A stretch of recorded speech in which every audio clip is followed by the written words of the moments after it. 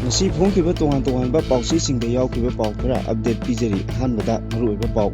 Lemram waroi singdagi lanjenarakiba IDP anirak suba oina masa-masagi yumda changba hokre more kangpokpi amadi Churachandpur nataba atopa mafamsinggisu athubada changhanaba honari haina open draw na phongdorali Kuki Organization for Human Rights na Meitei Singbu Singi Tribal Area da Khunda Handanaba NCST da memorandum isinduna taksinkre Paksana popi tharakpa lengaki ayaba yaudana lambi semjilakpagi matangda Tribes Council na PM da wakatkre Northeast State Singi Scheme Sing Paikat Naba Center na lupa karor Lising tara mga chamapan sumna mga point marfutaruk elot tawada Manipurgi oina kror Satret ka taratret point hukunitoy kagkamak yauri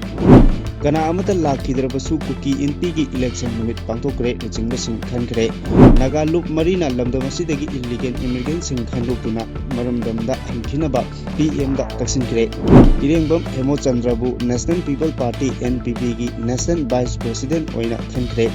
Siza Hospital asi awang nongpokta leiriba afaba hospital singi manungda ama chale haina Dr. Palin na phongdorali lamdamasida leminariba sing manungda thang yanaduna leiraga Manipur asi integrity leiba lamdamni haiba yaroi haina Joy Kisan na phongdorali Masi singda QR code thetnaba thangankre Imphal International Airport da sangbat chagaliba new integrated terminal athubada losinaba additional CS na thangankre Civic and program asi port piba khakdanate miyamga security ga afaba mari thamnabani haina phongdorali Hojik pau sandona pijari Lisingani kulumdogi me ohumdagi thorakiba irang asin baram oiduna Lemaram Government High School da hangliba relief camp singda changjapam loduna leiramba waroi singi yum humpu mathoigi mioi chani yangkai taret ngasi anirak suba oina yumda changhanba hokre thoromaduda Bishnupur district ki DC Puja Elangbam ADC Toijam Opendra SDO Nambolgi Tongram Syamkumar Oinam amadi Nambolgi ADC na singba singna saruk yaduna Lemaram Kangjibung Community Hall dagi DC Poja Elangbamna lamthaki IDP sing adu asoi angam thoktanabagi District Police ki makok thongba officer sing amadi Central Force singna section na ngaksenbagi tabak chathaki thoromadugi mangoinana asoi angam thoktanabagi waroi ningthauki mafamda thonijabagi thoramsu pangthoki thoram aduda Puja Elangbamna hai ngasi maikei asomda hana changba yadana leiramba mafamsingda IDP singna masa-masagi yumda changba yaba asina lamdam asida ing tapa purakpa ngamlagani irangda yumkai mai tumna chakraba takraba tangoi onkraba singidamak laingang piba senpham sing masa-masagi account da changhanba hokre awatpa singsu athubada changlagani haiki thoromaduda Opendrana hai ngasi Lemaram waroi singi mioi sing yumda changba yarabanina more Churachandpur amadi Kangpokpi natana atopa mafam singisu athubada changhanaba honaragani haiki Kuki Organization for Human Rights na National Commission for Scheduled Tribe da memorandum ama pisinduna singi area singda tribal singna kundaba district singda non tribal haibadi maitei sing kunda saliba asi kupna thigatpiduna logi wangmada maitei singna chingda kunda saliba asi thingnaba haijakare KOHR gi NCST gi chairman da pisinkiba chena ahum panba representation aduda tribal land ni hariba Churachandpur Kangpokpi amasung Tengnopal district ki Moreda tribal gi constitutional protection bu violate tawduna khunda sili haina mara siri masida sunatana Manipur da chanariba ek ki matung inna tribal singi territory ngaksanabagi piriba ek asigi wangmada Manipur gi singi mafam singda non tribal singna khunda sili maitei singna tamna tribal na khundariba singi district singda maitei singna khunda silaktuna tribal singi constitutional protection sing asi tamna mangalakli aduga lisingani kulumdagi haurakhiba ethnic conflict asisu non tribal singna tribal area singda atamnana politically motivate tawduna khunda silakpa asinasu maram amani haiki KOHRUR gi chairperson SS Benjamin Matena sahi piduna pisinkiba memorandum aduda hojik Manipur gi tribal society asi under threat ta leire generation kayadagi Manipur gi tribal sing asi masagi maramdamda ingna chigna leirambani adubu hojikti systematic oina khudum chanchilakpa amadi mute minegi thawong sing asina tribal sing asi threaten tawbagum thamli hojik Manipur da chanariba tribal sing gi protection pibagi law haibadi the Hill Areas Committee HAC order 19 1972 and District Council Act 1971 ni hariba Exing order amasung exing asina tribal singbu non tribal haibadi maitei singna tribal district singda legislative structure ga loinana fair and administrative power sing piri hills area singa mari lenaba thabak thoram sing Manipur Legislative Assembly gi HAC da power piri masigi matakta Indian Constitution gi article 46 na su scheduled tribe singbu makhoi gi hak manghan bagi mayokta athingba piduna lei asigumba constitution amasung state gi oiba tribal singbu ngak senba amadi makhoi gi right singbu protection tawna bagi thamleba ek amadi law sing asibu khongauna duna non tribal haibadi maitei community singna tribal taba singi lamda kunda siliba asi matam jana thinghodravadi tribal sing asigi tungi chawkhat thorang thabakta achouba akaiba ama oirakani haina memorandum aduda mayek sengna pali ayaba yaudana mitop changlakpagi matangda akhanaba thorang lakhotpiu haina Joint Tribals Council Manipurna Prime Minister Narendra Modi da chirol thaduna wakat kre Union Home Minister Amit Shah da su copy ama yaukiba wakat chirol aduna hai thingbinaba leitaba mawongda mitop changsilakpana Manipur gi yellow purup singda achoba chaitheng ama pirakpaga loinana demography imbalance kaihale haukiba chahi karagi mamangda langi chaitheng nanglaba Myanmar amsung yulonari be state singdagi mitop kaya thingba leitana Sangsilakli mitop kaya sangsilakpana maram oiraga Manipur gi cultural identity amadi sel thunggi phibamda chauna akaiba thokalakpaga loinana yellow purup singi punsi mahingda chauna singnarakle maru oina highway paring manakta anoba khul kaya sengolakpaga loinana mafam kaya da paksana umang kokthokuna popi pambi thabagi thong chatharakpa thengnare mapandagi changlakpa mitop singna popi thabagi thabak paikalakpada khulai matik chana paiba militant group singna ngak senduna leiri hariba miyoi sing aduna National Highway singda chatliba commercial vehicle singdagi illegal tax lobaga loinana naga phurupna khundaba mafam singda paksana naga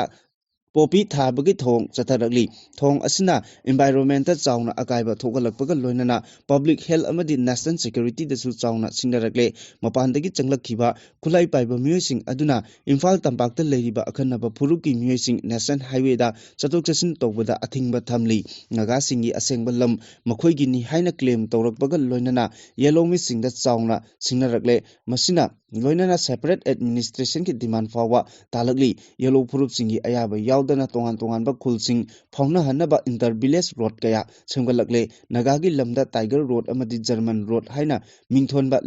lambi semjilaktuna yellow mi singda chauna singnarakli masina maram oiraga yellow mi sing tambang ngamdaba phibamda leire memorandum aduda makhatana hai lamdam asigi asengba yellow mi sing masagi lamda refugee oina hinglakpa yabagi phibamda leire kuki singna yellow purup singi mathakta chathakiba ka henba thong singi matangda palladuna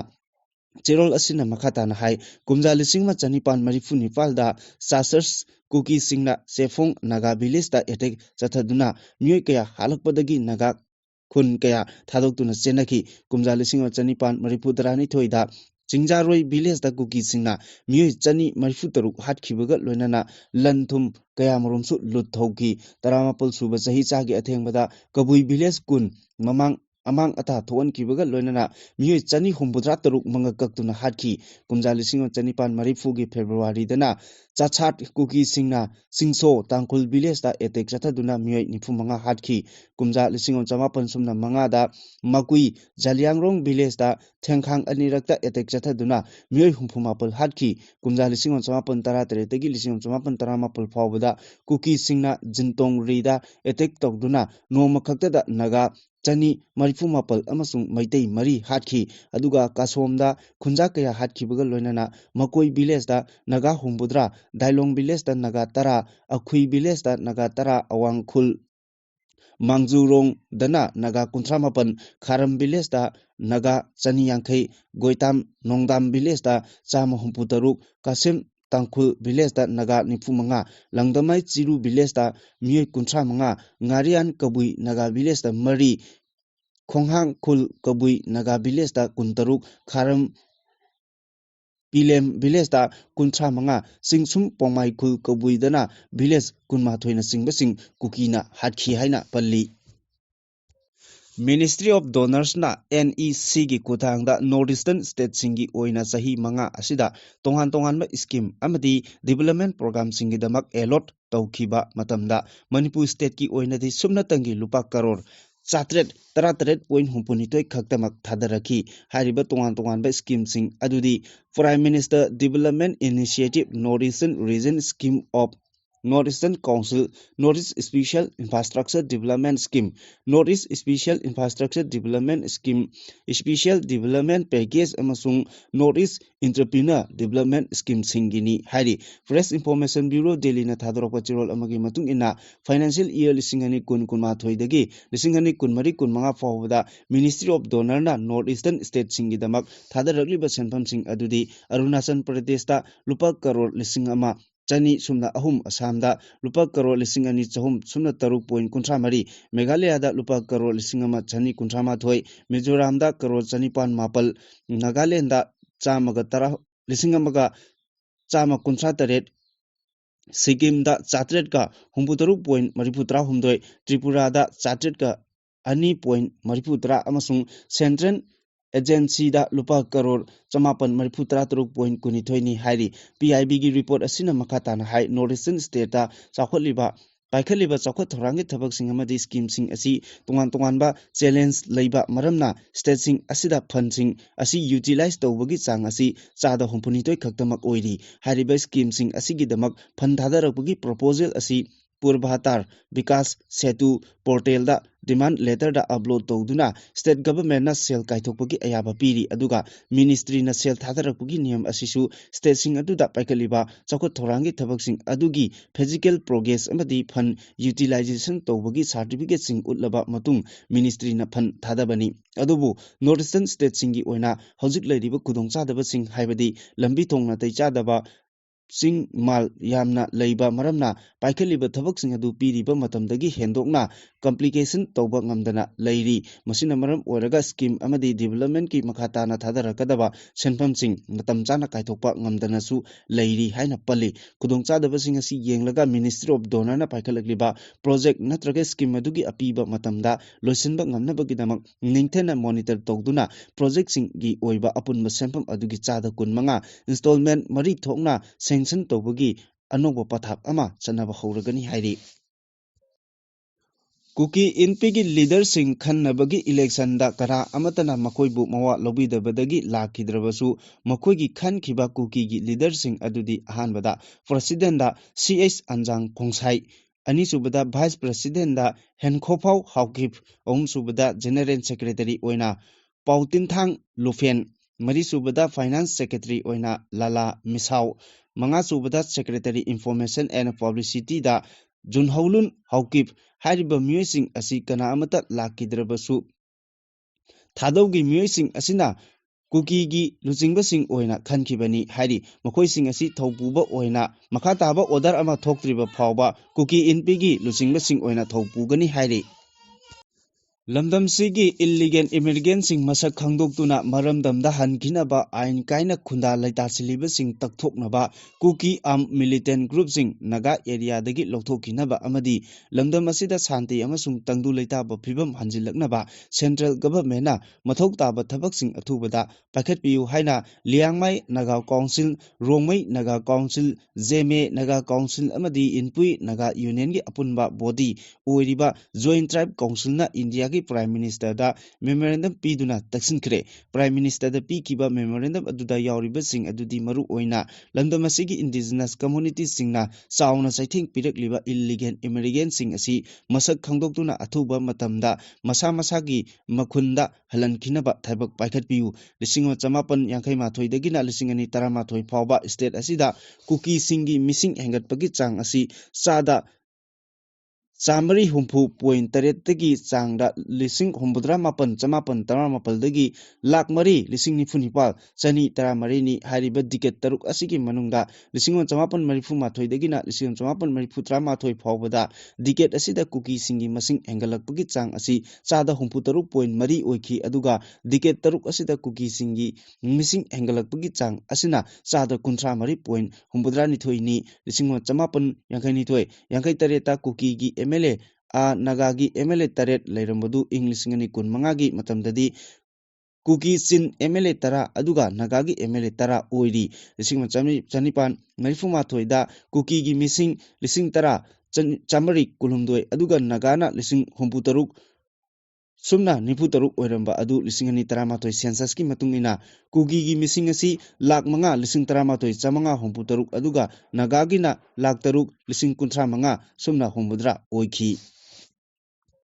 Congress na Manipur da Sasan Tauringai Matamda Manipur Legislative Assembly ki Speaker Amadi Minister Oiramba Singjamai Assembly Constituency ki Hanagi MLA Irengbam Hemochandrabu National People's Party NPP ki National Vice President Oina Hablakre Hiramasi ki Matangda NPP ki National President Su Oiriba Meghalaya ki Chief Minister Kornak ke Sangmana Ngasi Pangthokpa Chirol Amagi Matung Inna NPP ki Constitution ki Article 13 National President Piba Power gi Makada Irengbam Hemochandrabu Party asigi National Vice President Oina Kumja Lisingani Kunmangadagi Lisingani Kunipal Phauba Thaupunaba Khalle Haina notification aduda Phongdorakli Panba Yabadi Irengbam Hemochandra Asi Congress ki Matamda Singjamai AC dagi Mikhal Mangarak Mai Paktuna Manipur Legislative Assembly gi Speaker Oirambatan Natana Minister Su Oiramlaba Politician Amani Mahak Mamang Sahi gi March 38 Congress Party dagi resign Togduna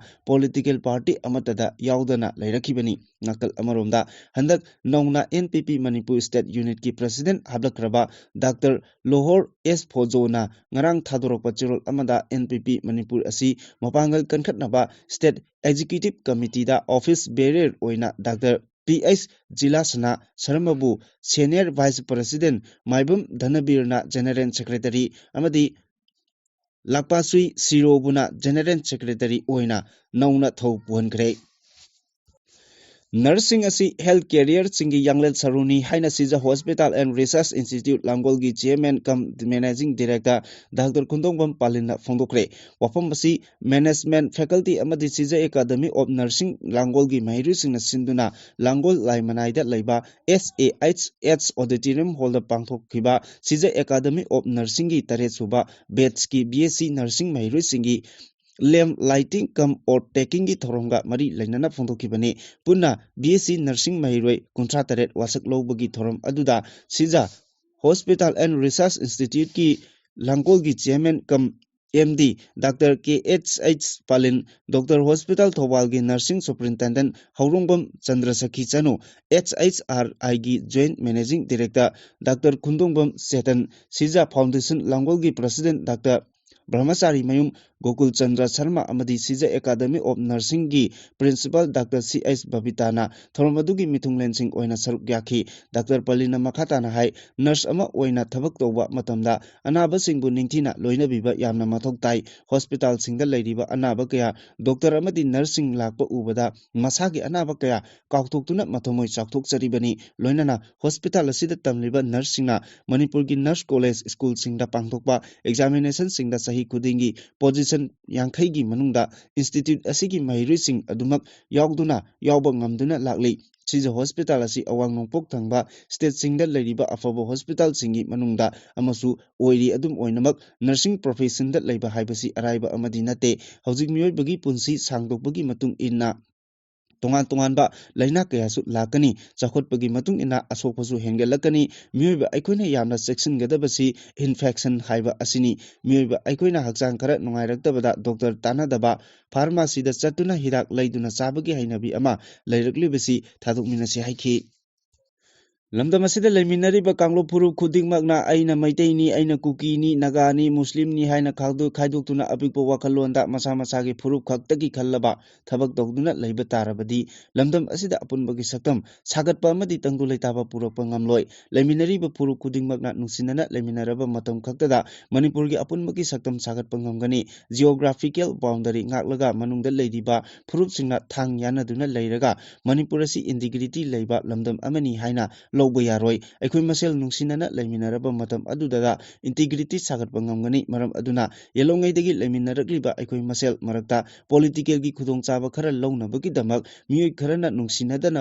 hu kamsinduna singsep tharakliba sing asi aikoi punna khangminaba mathok tai haina thamaiba AC gi MLA KH Joy Kishan na phongdokre wafam asi Thangmaiban AC gi manung channa leriba relief camp sing maru oina Thangmaiban da Tombisana Higher Secondary School Khomdram Selungba amadi IDP boarding da leriba IDP singda Bexit Life Science na anoba thorang ama loduna blanket khudol tambagi thoromda MLA na phongdokibani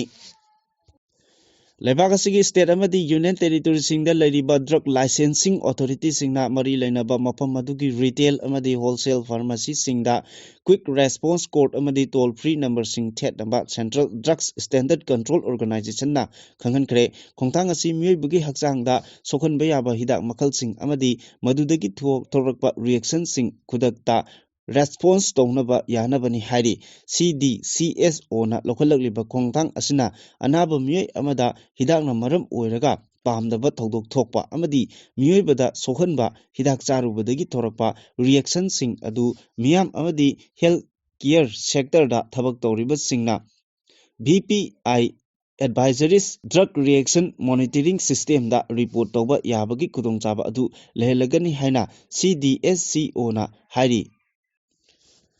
Imphal International Airport ta lupa crore chamanga changna sagaliba new integrated terminal building apiba matamgi manungda loisinaba Manipur Sarkar gi transport ki additional chief secretary Anurag Basfaina terminal asibu sengwat sagaliba agency singamadi mari lenaba official singda kangankre Imphal International Airport ta new integrated terminal yauna atai sengwat sagaliba kaya asiga mari lenana additional chief secretary Anurag Basfaina chair loduna review meeting ama pangthok Halibar UB meeting aduda Airport Authority of India gi project team sing Manipur Sarkar gi Works Department Transport Department amadi new integrated terminal asibu senggot sagatpagi tabak tawriba mari lainaba agency singi official singsu saruk yaki mifam aduna mapung oina airport asi athuba matamda international flighting operation hoba yanabagi matangda wafam kaya khanaki loinana masigi saruk ama oina airport asigi cargo terminal gi action plan amasu finalize toki loinana national highways dagi airport asigi new integrated terminal building phawbagi 6 lane oiba lambi asisu athuba matamda thabak hownaba amasung terminal asigi thabak thoromsing akaknaba matamgi manungda loisinnaba additional chief secretary asina akanba instruction kaya pikibaga loinana hariba thabak asi khumang chawsinna changsinnaba honabada sarkar gi maikidigi su pangba yaba mateng pangani haibagi thajaba pikhre panba yabadi new integrated terminal asi airport asigi lam acre square kilometer ngakpi gani square meter lising kunithoi asida lupa crore chamanga changna sangut gadabani masigi mathakta airport asida international flighting operate tawbaga mari lenana ATC tower kam technical block ki meter humpu wangba mathol taruki building amasu yauri service building gi oina lam square meter lising ani chamaga ani da kunithoi da sengot gadabani Imphal International Airport asida flight yamna kungna taba matamda new integrated terminal asida amukta da passenger chanipan marang kaina puwa yanaba space laigani loinana airport asida world class passenger facility phangangani su hairi Chamaga kunsuba CRPF battalion civic action program gi makhada Khangatlaba lamsang area gi manungda leiba mapuroiba laikhidraba nupi manga amadi atopa nupi ahumda sewing machine yentokpagi thorom ama Imphal West ki lamsang police station da pangthokre thorom aduda mari lainana chief guest oikiba CRPF ki DIG Manipur Range H Premjit na haikibada civic action program gi makhada miyamda polam kaya piriba asi ministry na miyam amasung uniform da leriba force singa afobo mari thamnaba pakatba program amani makhata na CRPF na state asida leriba makai miyam gi awat apa lakpada mateng pangani civic action program gi makhada CRPF ki campaign singna leriba khul laikai gi awat apa sing mateng pangduna lakpaga loinana lamdam asigi naha kaya nisha chaduna leibagi mahuta CRPF da sangduna imungi sel thungi awat apa mateng pangba ngamgani masida ngasigi damak CRPF na naha singda lamjing lamtak kaya piri hairaduna CRPF da lamdam asigi nupa nupi chani chahum rom changkhre sports pamjaba naha kaya su saiga pau phaunaraga ꯀꯥꯟꯅꯕ ꯐꯪꯍꯟꯈ꯭ꯔꯦ ꯑꯃꯔꯣꯝꯗ CRPF ꯀꯤ DIG ꯑꯁꯤꯅ ꯃꯈꯥ ꯇꯥꯅ ꯍꯥꯏꯕꯗ ꯃꯤꯌꯥꯝꯅ ꯈꯣꯡꯖꯪ ꯆꯪꯁꯤꯟꯕ ꯍꯥꯏꯕꯁꯤ ꯗꯦꯃꯣꯀ꯭ꯔꯦꯇꯤक ꯔꯥꯏꯠꯅꯤ ꯑꯗꯨꯕꯨ ꯀꯥ ꯍꯦꯟꯕ ꯊꯕꯛꯇꯤ ꯇꯧꯔꯣꯏꯗꯕꯅꯤ ꯂꯝꯍꯦꯟ ꯇꯨꯍꯦꯟꯕꯒꯤ ꯄꯨꯂꯤꯁꯅ FIR ꯂꯧꯈꯠꯂꯕꯗꯤ ꯃꯤꯑꯣꯏ ꯑꯗꯨ ꯄꯨꯂꯤꯁ ꯀꯦꯁ ꯔꯦꯀꯣꯔꯗ ꯂꯩꯕꯗꯒꯤ ꯊꯕꯛ ꯆꯪꯕꯒꯤ ꯈꯨꯗꯣꯡꯆꯥꯕ ꯃꯥꯡꯈꯤꯕ ꯌꯥꯏ ꯍꯥꯏꯈꯤ ꯊꯧꯔꯝ ꯑꯗꯨꯗ 120 ꯁꯨꯕ CRPF ꯀꯃꯥꯟꯗꯦꯟ ꯔꯥꯖꯤꯕ ꯂꯣꯍꯥꯔꯅ ꯃꯤꯌꯥꯝꯕꯨ ꯊꯥꯒꯠꯄ ꯐꯣꯡꯗꯣꯛꯄꯒ ꯂꯣꯏꯅꯅ CRPF ꯀꯤ ꯃꯥꯏꯀꯩꯗꯒꯤ ꯃꯈꯥ ꯇꯥꯅ ꯃꯤꯌꯥꯝꯕꯨ ꯃꯇꯦꯡ ꯄꯥꯡꯒꯅꯤ ꯍꯥꯏꯕꯒꯤ ꯋꯥꯐꯝ ꯐꯣꯡꯗꯣꯛꯈꯤ ꯃꯈꯥ ꯇꯥꯔꯛꯄ ꯄꯥꯎꯗ ꯏꯟꯗꯤꯒꯣꯒꯤ ꯁ꯭ꯇꯥꯐ ꯋꯥꯠꯄꯗꯒꯤ ꯐ꯭ꯂꯥꯏꯠ 300 ꯍꯦꯟꯅ ꯀꯦꯟꯁꯦꯜ ꯇꯧꯈ꯭ꯔꯦ ꯏꯟꯗꯤꯒꯣꯒꯤ ꯇꯣꯉꯥꯟ-ꯇꯣꯉꯥꯟꯕ ꯃꯐꯝꯁꯤꯡꯗ ꯄꯥꯏꯈꯤꯒꯗꯕ ꯐ꯭ꯂꯥꯏꯠ 300 ꯍꯦꯟꯅ ꯀꯦꯟꯁꯦꯜ ꯇꯧꯈꯤꯕꯗꯒꯤ ꯗꯦꯜꯂꯤ, ꯍꯥꯏꯗ꯭ꯔꯕꯥꯗ, ꯀꯜꯀꯇꯥ, ꯕꯦꯡꯒꯂꯨꯔꯨ ꯑꯃꯗꯤ ꯑꯇꯩ ꯃꯐꯝ ꯈꯔꯗ ꯄꯦꯁꯦꯟꯖꯔ ꯂꯤꯁꯤꯡ ꯀꯌꯥꯅ ꯈꯨꯗꯣꯡꯆꯥꯗꯕ ꯃꯥꯌꯣꯛꯅꯈ꯭ꯔꯦ ꯍꯧꯈꯤꯕ ꯂꯩꯕꯥꯛꯄꯣꯛꯄ ꯅꯨꯃꯤꯠꯇ ꯏꯟꯗꯤꯒꯣꯒꯤ ꯐ꯭ꯂꯥꯏꯠ 100 ꯍꯦꯟꯅ ꯀꯦꯟꯁꯦꯜ ꯇꯧꯈꯤ ꯉꯔꯥꯡꯁꯨ ꯐ꯭ꯂꯥꯏꯠ ꯍꯦꯟꯅ ꯀꯦꯟꯁꯦल ꯇꯧꯈꯤ ꯃꯃꯥꯡ ꯊꯥꯗ ꯂꯩꯉꯥꯛꯅ ꯊꯣꯛꯈꯤꯕ ꯑꯅꯧꯕ ꯔꯤꯒꯨꯂꯦꯁꯟ ꯑꯃꯅ ꯃꯔꯝ ꯑꯣꯏꯔꯒ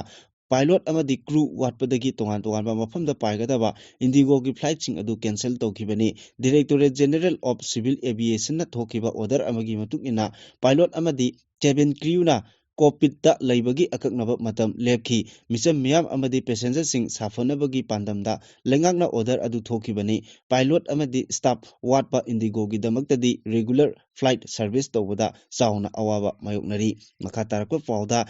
JEM गी नुपी जिहादी लिसिंग मंगाना सुसाइड अटैक चथनबा सेम Sakhare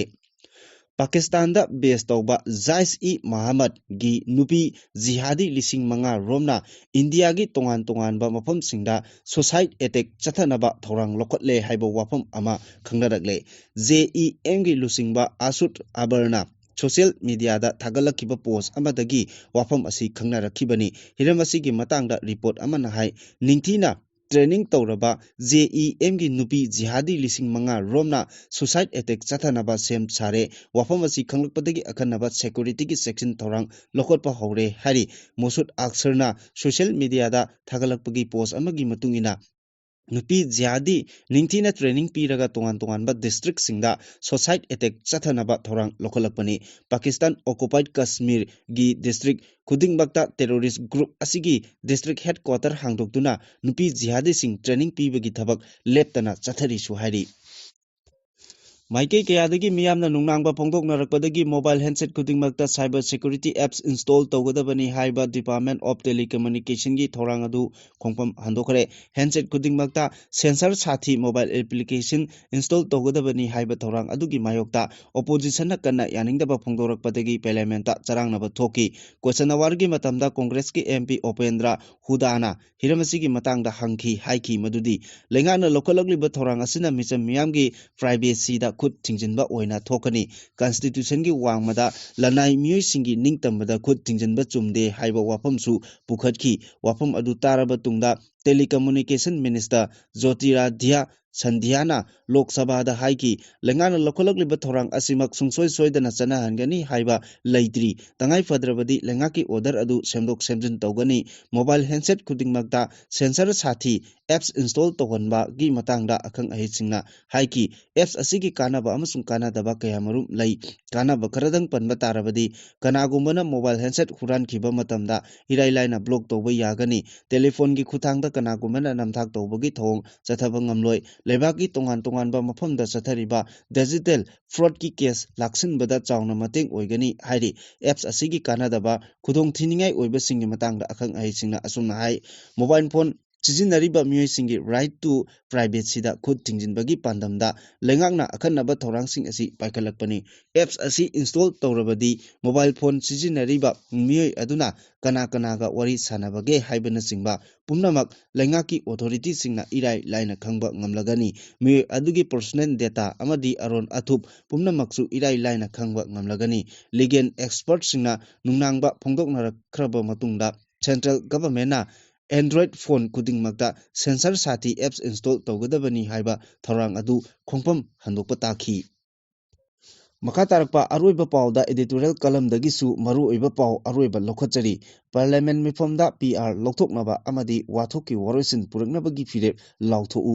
Hojik Chathariba Parliament Mifomda Manipur Wathoki Waroisin Puraknaba Khanabaga Loinana President Rule Loktoknaba Warep Loragani Haibagi Thajaba Lay Parliament Mifom Asida PR Loktoknaba Warep Lodaba Tarabadi Full PR Thamlaga General Election Pangtoknaba Thorang Lokalakba Yai Hojik Chathariba Parliament Mifom Asida Manipurda Ladiba Kangluki Iranga Mari Lainana Thamliba PR Loktoknaba Warep Lohodaba Tarabadi Makatana Full PR Thamlaga Lisingani Kuntaretki January da Election Pangthok Patai Maitei Amadi Chin Kuki Jo Anigi Marakta Thokliba Irangasi Hokiba Sahi Lisingani Kulumdogi May Ahumdagi Tholakibani Illegal Immigrant Chin Kuki Jo Narco Terrorist Singna Logi Wangmada Ngamkai Lana Sangsil Aglaba Matung Sahigi Tongan Ba Mafam Singda Umang Wangang Paktak Nana Koktok Lakpa Anoba Kulsing Sangbalakpa Amadi Popi Paksana Tabagi Tabaksing Letana Sataraki Makosing Aduna Drug Sungnaba Factory Lingduna Drug Sungbaga Iroinana Drug Yonbagi Tabak Letana Satarakibadagi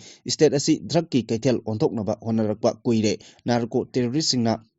Narco warfare Chathaduna Miam Maru Oina Inkalak Liba Tungi Yumbirel or Kadoriba Nahasingbu Drugs ki Ifakta Iraq Nahanduna Tinjang Kaijang Laba Lamdam Oinaba Honaraki Haibasi Ikang Kangaraba Wapamni Illegal Immigrant Chin Kuki Narco Terrorist Singna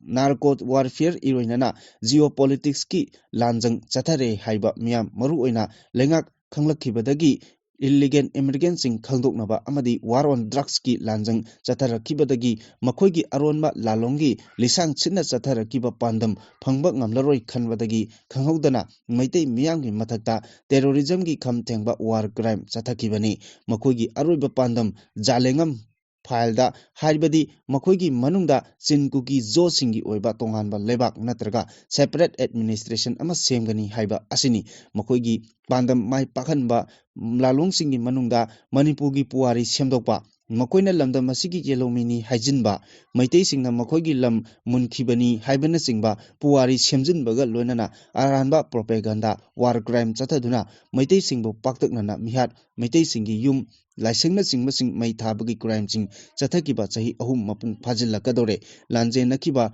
Maitei IDP Lising Humpu Rom Maramdamda Mitokum Lanje Naduna relief camp sing da Sangjapam Longnari Masagi Yum Singda Hanjin Hanba Ngamdana Leiri Masagi Haurakpam Kangdaba Lamhen Tuhenba Michen Singna Logi Wangmada Ngamkai Lana Sangsilakiba Mitop Kujok Karana Langaki Apunba Satam Tugainaba Landarakiba Watoki Warusin Puraknaba State Asida PR Langak Matam Sangna Thamjinba Haibasi Maram Chade Central Government ki Loktunaba Manba Thongi Matakta Pendraba Miyangi Iho Ladibasi Hojik Chathariba Parliament Mifomda PR Lotoknaba Amadi Lamhen Tuhenbasing Laksinaba Warep Lowana Miyangi Ihogi Warusin Purakpak Ngamgani